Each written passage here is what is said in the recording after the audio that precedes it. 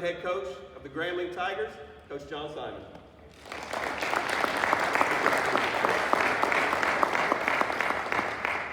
All right, this morning I want to talk and share about organizational efficiency necessary to develop a skilled athlete or one of your student athletes to reach peak performance. Everything that I do, everything that I structure, everything I design, everything that we design as coaches should be centered around positioning our guys for peak performance. So I have a couple of tools that are floating around, guys. Take a peek at it, pass it around. I got some balls that I'm gonna show, pass them around, okay? As I get to those, when I go past it, it's gonna still have the ability to take a look at those, the things that I have printed for you, okay? And then from there, the way that I do things, the way that I structure it, I don't like to say the questions for the end. I'm gonna go through a session, okay, a little portion, and then allow you to stop and ask questions then I'll go on to the next session. Okay, man, I'm excited to be here. I'm excited to have this opportunity to share with you guys. So let's get started a little bit. So go to the next slide. All right, so my whole motto is teach, train, drill. Those that know me, know those that have been around me, I designed everything off of teach, train, drill. That's who I am, that's what I stand for.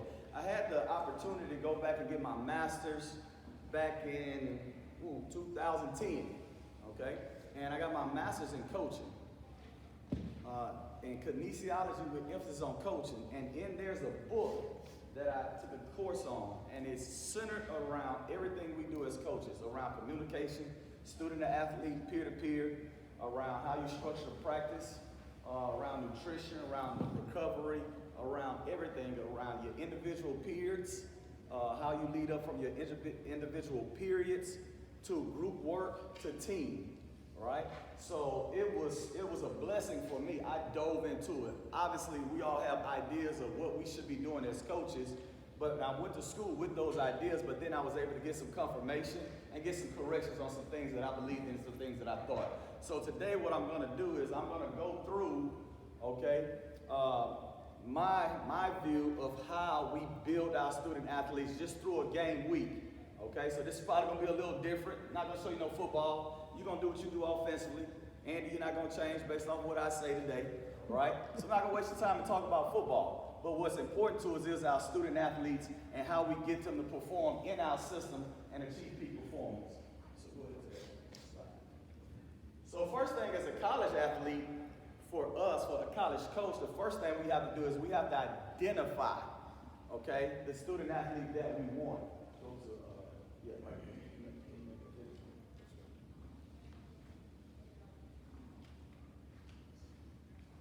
Okay, so the first thing, and this is the evaluation sheet, okay? So I've had the ability in my career, you heard him talk about the places that I've been. Well, I work with Todd Monken. I don't know if you guys know who Todd Monken is, but Todd Monken's been all around the world, coaching college and in the NFL. He's respected as one of the top minds in the game. I work with Billy Napier. All right, Billy Napier is a Nick Saban disciple. He believes in doing everything Nick Saban way. I've worked with Chip Lindsey. He's a known offensive coordinator, air raid guy, really smart offensive mind guy. I've worked with Mike Norvell. Okay, Mike Norvell actually went to college with me, and I worked for Mike Norvell at Memphis, and he's one of the brightest minds in football. There was no doubt that he was going to turn Florida State around. Not because of the talent that Florida State has, but because of the structure and the system that he has in place to make sure that his guys are prepared to perform on Saturday. So I want to talk about the things that I've learned, things that I've collected across the country and all the places I've been. And it starts with the evaluation process. So this is my evaluation sheet. You can go back and make it 100%. So this is the one that's floating around, guys. So if you want to grab it and look at it, pass it around as I talk through it. And once I'm done, if you have questions. So the first thing we talk about identifying a talent, a kid. There's this offensive sheet, so there's the 5 offensive positions on there. Okay? What I did was I went through and did a study and said, what's important at each position? What's the most important thing? And then I used a uniform grading system, A, B, C, D, F. We all familiar with that? Don't take you long to train coaches on how to use A, B, C, D, F. All right? And then we go through and we grade them and you rate them. All right? But the organization from the sheet is, if you go ahead and just hover over here. just hold it right there. His huddle link will pop up for you. Okay, so the way this process starts in my system and our system now at Grambling is that the area coach starts the sheet. He's gonna call the coach, he's gonna get all the information because the information that you give me is more important than what I see on film. The information that the coaches share is really what's gonna make a difference when the kid gets to my campus, if he's a fit for us at Grambling. Every kid is not a fit everywhere. That's why the transfer portal is jumping right now, right? And it's not because the kid can't play. The kid was successful in high school, so he just needs to be in the right place in the right system. But we got to do a better job of making sure it's the right place and the right system for the kid, for ourselves. So when you go through the organization of it, this is an example. This is my son, and I did an example. It goes from the coach, right? He's a wide receiver, so here's the grades. You got toughness, burst acceleration, ball skills, game speed, run out the catch, balance body control, change direction, blocking ability, and how does he drop his weight? How does he sink at the top of his route? Those are the areas that I've decided that for a receiver, wow, these are the things that's important.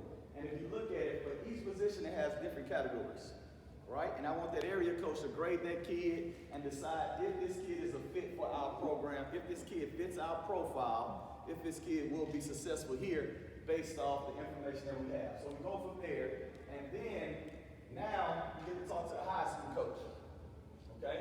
So what are the important questions when you're talking about looking at a student athlete when he's coming to your program? First of all, we want to talk about the character. What's the character of him? Talk to me, coach. Tell me what type of teammate is he? All right? What's his leadership ability? How's he lead? How's he handle hard coaching? Okay, when we get the ripping, if he does something wrong, he makes a mistake, and the coach gets on him really hard, how does he respond? One thing I look at is the attendance. I try to get the attendance report from the counselor because I want to know if he's dependable. See, what happens is we sign kids, we recruit kids, and we ask them to be something. We talk about culture, talk about our culture. But if we know what our culture is, why don't we get kids that fit that culture? So do your homework, do your research before you bring a kid to your campus, and that way you don't have to send him back home, right? If you do that research, you'll know what the kid background is. You'll know if he's a fit.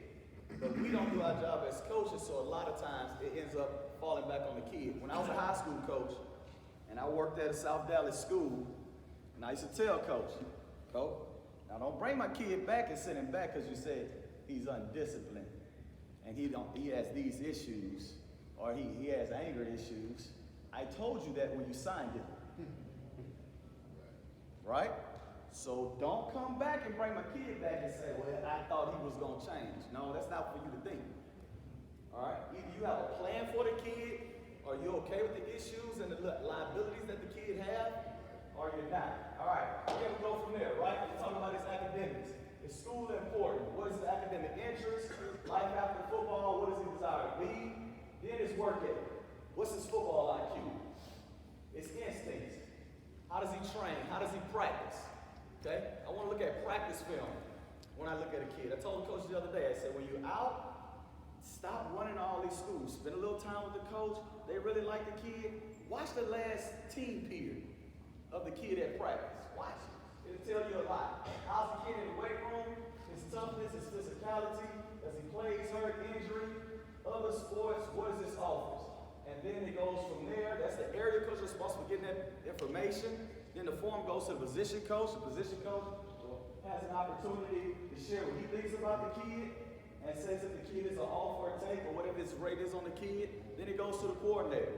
If the kid has an offer from either the area coach or the position coach, then the coordinator takes a look at it. And then from there, the coordinator gets to say, he makes his decision on the kid, and then it comes to my desk, and then I take a look at it and put the whole picture on, and then we start the recruiting process, then we start calling the kid, then we start loving up on the kid, then we start doing everything that we can to get the kid here.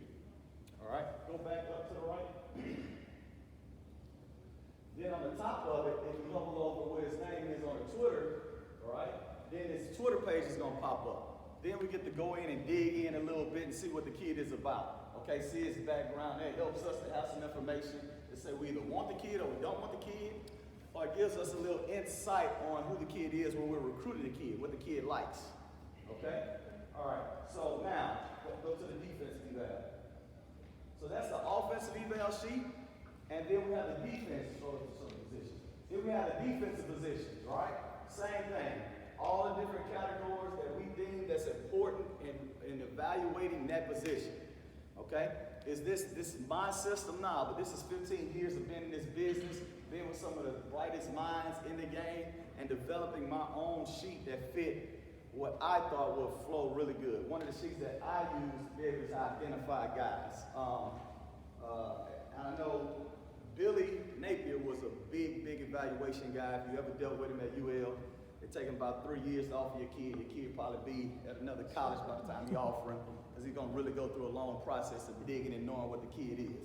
Okay, you're gonna see some videos, have a kid to go out and dance, do some drills, do everything, because he wants that information.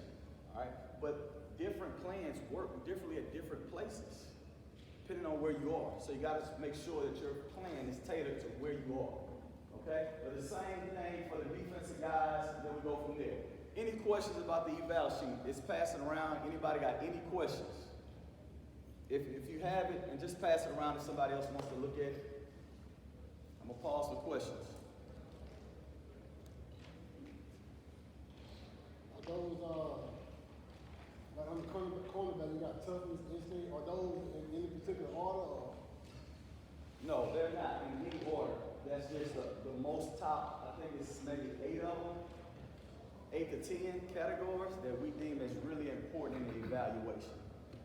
The grade is what's gonna matter, but they're not in the order from greatest to least or least to greatest. It's a good question. Anybody else?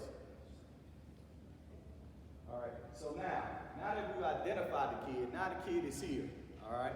How do we get the kid to perform? So the next phase, go ahead to Sunday. But before I get to that, I think the off-season plan for me, for us, for the integrity of your program. 20 years ago, when I was in college, we had athletic dorms. You had to stay in the dorms how many years? 2 years, right?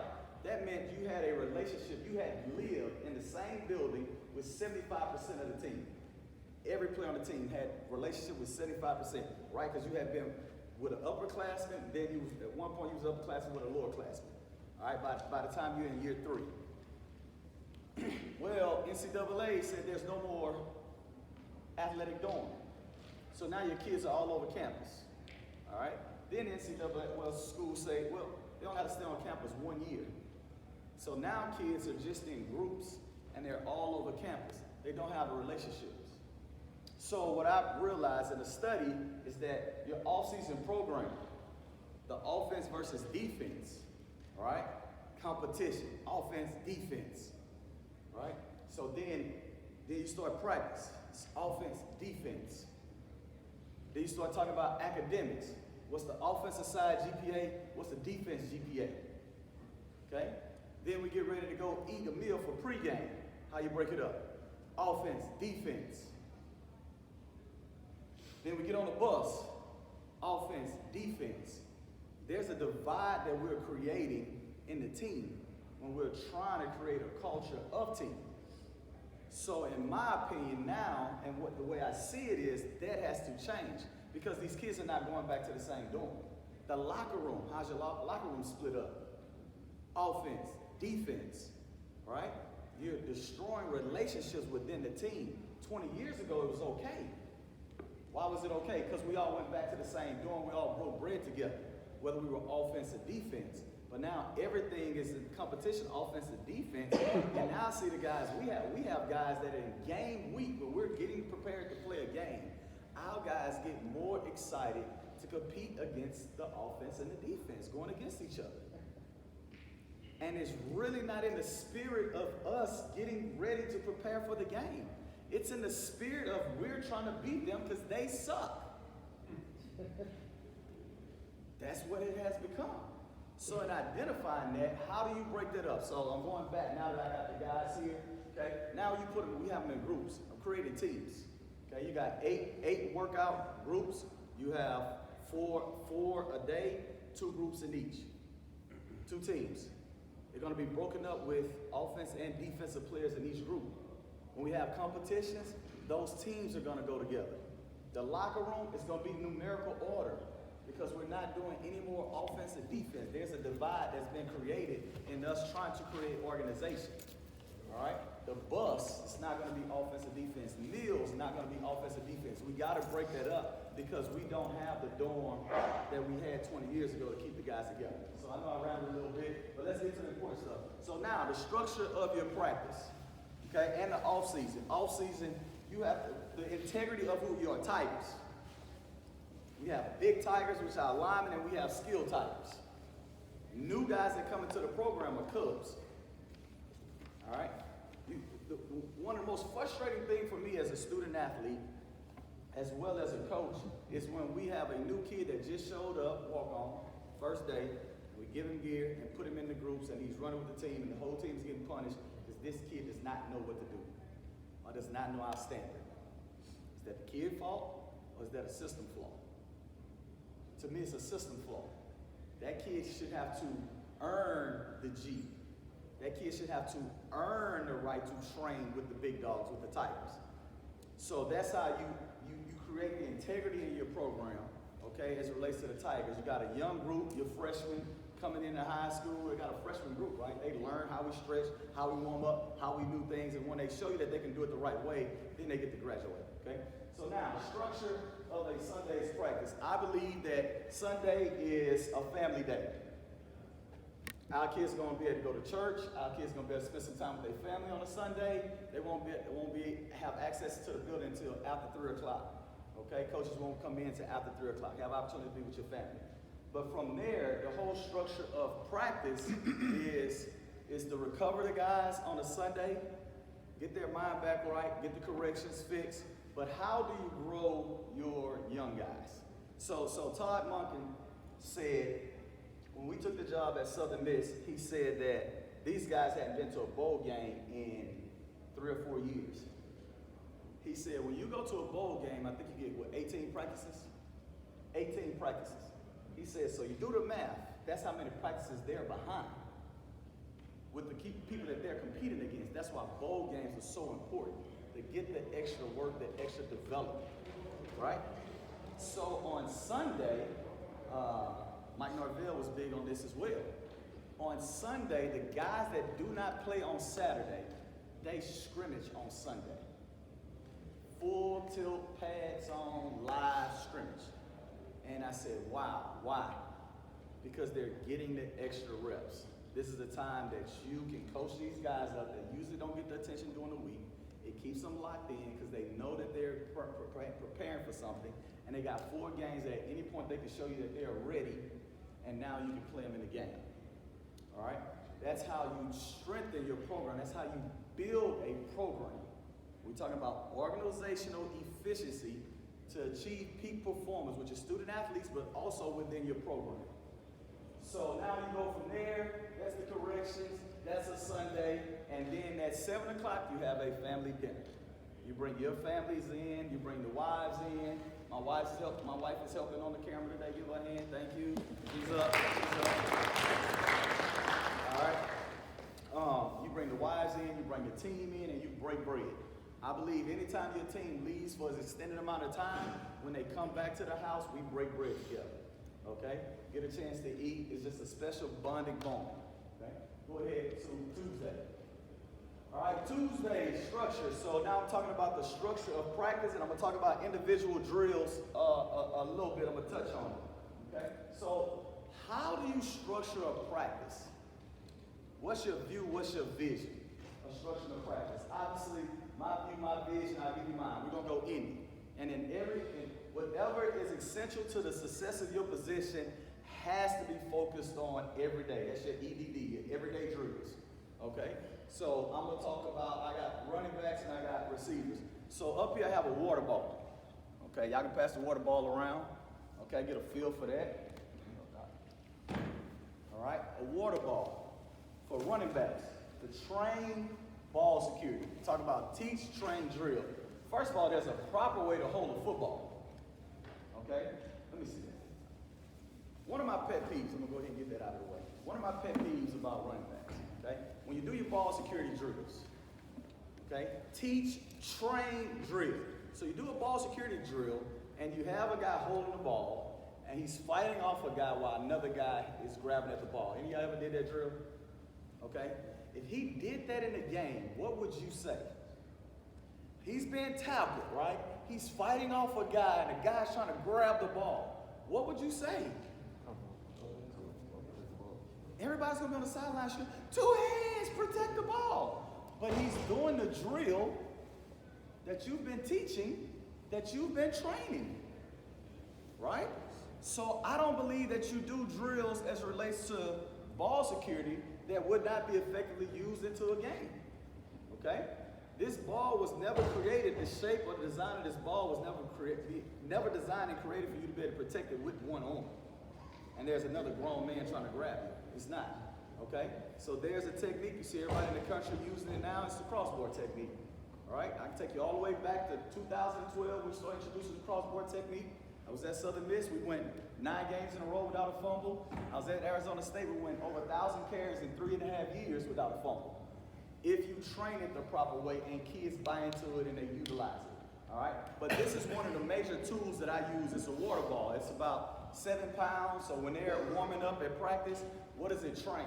What's the use for it? It teaches them, trains them to hold the ball higher. You got a kid that holds it lower, the ball is light. You get him a water ball, now he actually has to hold it up, so when he has the regular ball, his natural position now is to hold the ball higher. Teach, train, drill. Okay? So that's my end game of focus on all what's important to the individual success of your position. But the next phase is the competition. How does practice flow? How do you get practice going? Right? So now we're going to our competition phase. We're going to start with open field tackle. We're going to start with one-on-one blitz pickup. All right? Open field tackle, that's going to get everybody fired up. If you don't want to practice, you're going to want to practice now. You're either going to get hit or you're going to get ran over. So practice that started. Okay? Then from there, straight to one-on-ones. All right? Corners against receivers, safety against slots and tight ends, running backs on linebackers, and then we got inside run going. Practice is started, boys. Let's roll. Now we go from there, then we go one-on-one in the red zone. Now the DBs, everybody chirping, that's how you get practice fired up. Now we're gonna go to skeleton. Okay, we started with the individual, the competition is going, now we're going skeleton. 2 by 2, 3 by 1, because we're going fast. Got the pass rush on the other end. Take a break, come back, 2 minute. 2-minute drill, okay? Juices are flowing, practice is high. You're creating a practice schedule where the coaches don't have to beg guys to practice. Create an environment, create an intensity where the guys will take ownership of practicing at a high level on their own. Then you go from there, you got your regular practice, your team periods, however you structure it, whatever important to you on that, then you go from there. Now, then you go special teams, you got your special teams in there, you got a little break, then you come back and go to your team, then you go come back and have another 2 minutes, you have your field goal, and I try to time out the special teams into it. You have a special team spirit, but anytime you can get a field goal kick, anytime you can get a creative game-like situation, you want to kind of create it, okay? But go back to the top of it. At the top of it, you have all the categories that you need to cover throughout the week. And you're going to highlight the ones in yellow that we're going over today. So when coaches get the script, when players, I like for my players to get the script, quarterbacks to get the script so they know what's going on. I was that type of player. I like, man, what we got today? Like, how many periods we got? What's the flow? So I can get myself mentally prepared. So I like to highlight and let guys know exactly what it is that we're doing. Okay, the details of it. Now, go to the grade sheet. So you go to Wednesday, Wednesday is going to be a similar structure, okay? And then you're going to highlight, obviously, the different areas that we haven't covered yet, but we're going to make sure we get it all hit that week. Then let's go to Thursday, okay? Perfect Thursday.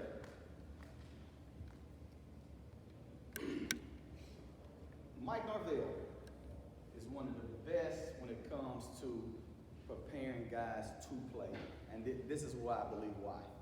So on Wednesday, the call sheet is done. When the kids come to practice on Thursday for the Thursday walkthrough with tennis shoes, everything is already done. First 9 plays of the game, second 9 plays, the call sheet, everything. Here you go. Players get it on Thursday.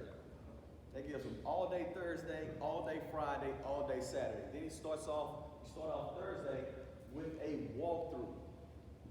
We already hit Tuesday and Wednesday. We come back Thursday, it is a walkthrough. Let's talk through everything that we messed up on. Let's get it corrected. Let's get it fixed. Here's the first 9 plays of the game. Here's the second 9 plays of the game. Okay? We're going to hit all the key situations on Thursday. It's 2-hour practice on Tuesday, 2-hour practice on Wednesday, hour and a half on Thursday, hour on Friday. It's time to go play. All right? So then you walk through it. You got the strip of all those categories. You walk through them, then go to Friday. Friday, you actually put pass back on. So there's a study that talks about the 2x2 schedule. Anybody familiar with it? 2 days up, 2 days down for your body to recover. So I don't know if you guys that played the game in college, sometimes you know how you came in on Sunday and was like, man, I feel good. But my body felt terrible on Saturday, the day of the game. I've been that guy. 2x2 helps that. So what is it saying? You're up 2 days, you're down 2 days, and then you're building back up the play. Okay? So Friday and Saturday is up, Sunday, Monday down, Tuesday, Wednesday up, Thursday down, back up Friday. So Friday we put pads on for practice. Friday they start getting a little popping in. You took it off of their body on Thursday. Okay? It's a shorter practice. It's the exact same script as that Thursday practice that they walked through on. So we just had a walkthrough on the practice on Thursday, came in and watched the film, got all the correction, and it's the exact same script on Friday. Then you're going to walk through it again Friday night. Then you're going to walk through it again Saturday morning before the game. We don't lose games because a lot of times the other team is better. We lose games because of the mistakes that we make in the game plan. Right? How many of us have went through that? Oh, if he would have made this block. Oh, if he would have ran this route right. Right? So by the time you get to game day, you have covered it Thursday, Friday, 5 times. The kids know the first 9 plays, getting off to a fast start. Very important in the game of football. Okay? So now, let's go to the grade sheet. After practice, the feedback. Feedback, make it small. The feedback of how you create your grade sheet. The feedback, the information. So for us, we have an XO system. And if anybody needs any of this, I'll send it to you. And for us, we have XOs. And in XOs, when I'm watching film, these are the categories that's on the film that I can click and create. So I've tied it to my Excel sheet. So all I got to do is copy and paste. It goes right to the film. When the kid is watching the film, the grades pop up, the comments pop up for him to be able to read it of what mistake he made. So now I don't necessarily have to be there with him when he's watching film. He's watching film, but you got to be detailed in the comment that you put in there. All right? So then it goes all the way through the feedback. And one of the most important tools to peak performance is the feedback. How you grade them, how you give them the information of what they did wrong and how they can do it better. Okay? So now you go all the way down to all the practice periods. You get them graded, and then they get familiar with this. When they come in, the first day they come in, the next morning for practice, that's the first thing the kids should be asking for. Coach, where's my grade sheet? Coach, where's the grade? How did I do yesterday? Every day has to be graded. Everything has to be graded. Okay? Now, then you go to a final grade. Dad's calling. How's my son performing? Shoot him the grade sheet. Why my son not playing? Shoot him the grade sheet. Here it is. Here's the information. So for me, this is the information. I take that information from the previous page, and then you actually get a grade. And then the kids know how they're performing every day. The grade sheet is going to set your depth chart. Coach, what am I doing wrong? Why am I not playing? What does your grade sheet say? What is the information on there that's telling you the areas that you need to get better on? Then you created a system to monitor where the kid needs to improve. You've also created a system that tells you how many reps you go back to practice. If this is practice right here, okay? It'll tell you how many reps a kid gets every day at practice. So when you get to the game, you can ask him, how does you feel? Your legs feel fresh? Coach, I feel real good. Evaluate the film. Fellas, he looked fast today. Go back and look at how many reps he got on practice. Every kid is different. The hardest thing for us in college football is COVID now. We got kids that's 24 years old. You can't train him and treat him like you train a kid that's 18 and 19. His body is different. You're getting that 18, 19-year-old stronger. You're killing that 24-year-old with the workout plan. He's an NFL age body. The workout is different. So all of this information, okay, is the information that we're gathering to create organizational efficiency to achieve peak performance. Okay? So as much as it is about your system, it's not your system. The reason that you're running a system that you're running is because somebody's been successful running it. But why is one group successful running the system and we're not successful running the system? It's the organizational, the efficiency of what you're doing, how you're doing it, how you're presenting it to your kids, how you're evaluating it, and how you're grading it. That's all my time, man. Thank you.